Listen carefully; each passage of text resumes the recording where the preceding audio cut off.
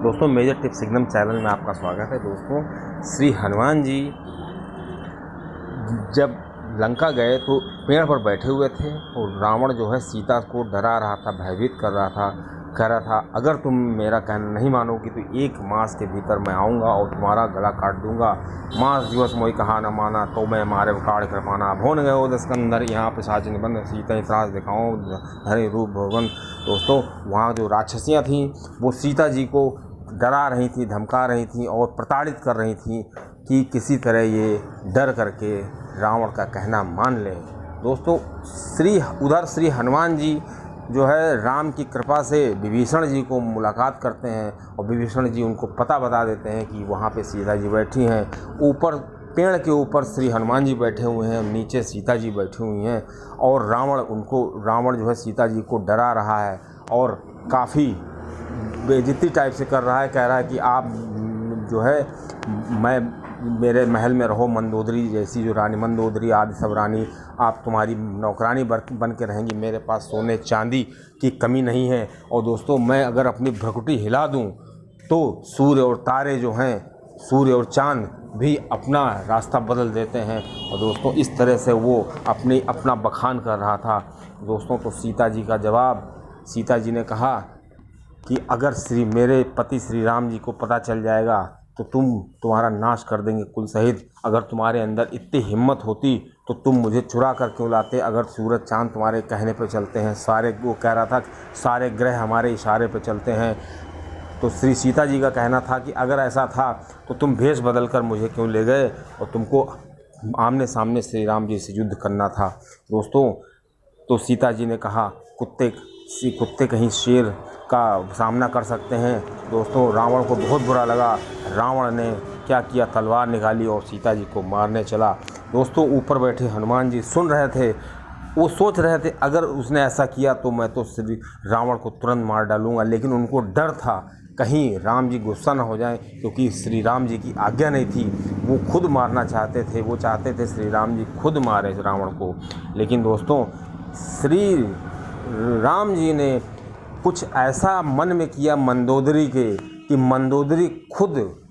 मंदोदरी ने कहा, रावण का हाथ पकड़ लिया। जब रावण मारने जा रहा था सीता जी को तो मंदोदरी ने कहा, हे नाथ आप तो तीनों लोगों के स्वामी हैं, आप जैसा वीर एक महिला पर अगर हाथ उठाएगा तो ये शोभा नहीं देता है, इतिहास में आपका नाम बदनाम होगा, आप ऐसा न करें। दोस्तों ये श्री राम का चमत्कार ही था कि मंदोदरी जैसी जो उसकी रानी थी वही ढाल बन करके खड़ी हो गई।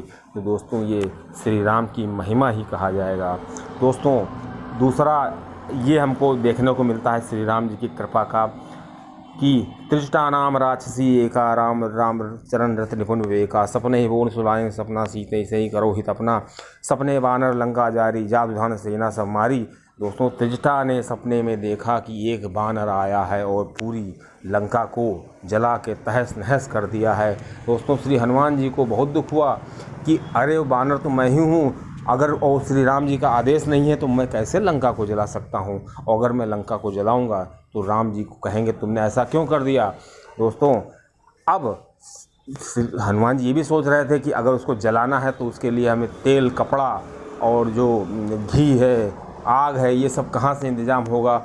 और दोस्तों ये सब राम की कृपा ही हुई कि जब रावण के सामने लाया गया श्री हनुमान जी को, हनुमान जी जो है ब्रह्म फांस में फंस गए थे। ब्रह्म फांस से बांधा कभी मन कीन विचार, जो न ब्रह्म सर मानो महिमा मिटे अपार, कि हनुमान जी ने सोचा अगर हम ब्रह्म फांस को नहीं मानते हैं तो ब्रह्मा जी की महिमा का अपमान होगा। दोस्तों तो वहाँ पे विभीषण जी ने सलाह दे दी रावण को कि जो दूत है, एक तो बानर है और दूसरा दूत है, तो उसको मृत्यु दंड देना उचित नहीं है। लेकिन रावण बहुत क्रोधित था, वो तो मृत्यु दंड देना चाहता था, लेकिन कहा कि इसको मृत्यु दंड देने के बजाय रावण की पूंछ में हनुमान जी की पूंछ में आग लगा दी जाए। तो दोस्तों हनुमान जी की पूंछ में आग लगा दी, कपड़ा उन्हीं का, तेल उन्हीं का, घी उन्हीं का, लंका उन्हीं की, और जलाया श्री राम ने। दोस्तों पूरी लंका जल के तहस नहस हो गई। दोस्तों तो इस तरह श्री राम जी ने जब अपने भक्त श्री हनुमान को संकट में देखा तो विभीषण को ढाल बना करके रावण के सामने रावण की बुद्धि फेर दी और विभीषण से कहलवा दिया। विभीषण एक तरीके से प्रतिनिधि हो गए कि रावण को ये बताया कि इसको मारा ना जाए, तो उसने सलाह भी मान ली। दोस्तों ये सब राम जी की कृपा ही है, तो राम जी की कृपा ही कहा जाएगा।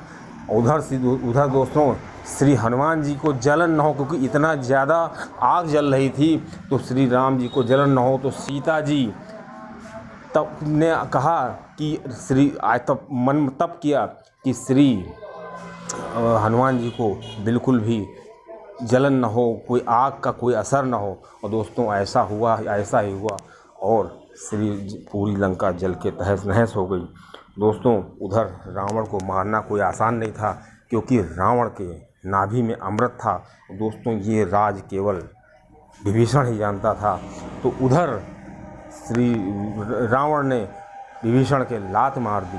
दोस्तों बताइए, भाई को लात मार दी तो भाई उसको लंका से निकाल दिया। वो रावण चाहता तो उसको मार भी सकता था विभीषण को, लेकिन उसने ऐसा नहीं किया। उसने लात मार के उसको भाई को निकाल दिया। और दोस्तों विभीषण तुरंत श्री राम की शरण में आ गए। और दोस्तों श्री राम की शरण में आने के बाद उन्होंने श्री राम की मदद की और श्री राम को बताया कि इसकी नाभि में अमृत है।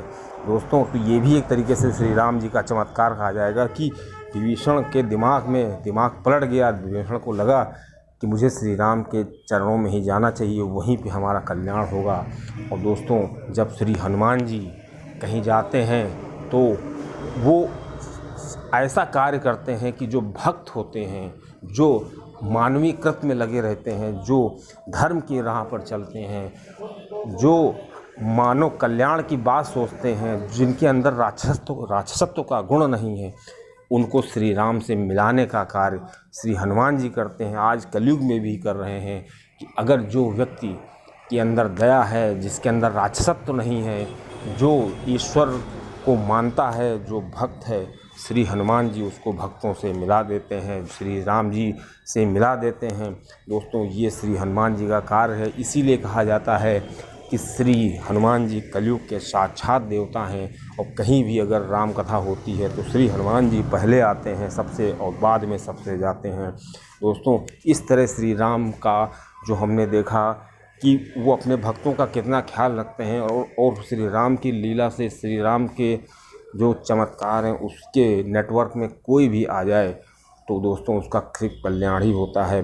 और दोस्तों श्री राम की जो महिमा है वो अपरंपार है, और वो अपने भक्त की रक्षा करने के लिए, अपनी लीला करने के लिए व्यक्ति का दिमाग पलट देते हैं, और व्यक्ति वही करने लगता है जो वो चाहते हैं। दोस्तों चैनल अच्छा लगे ज़रूर सब्सक्राइब करिए।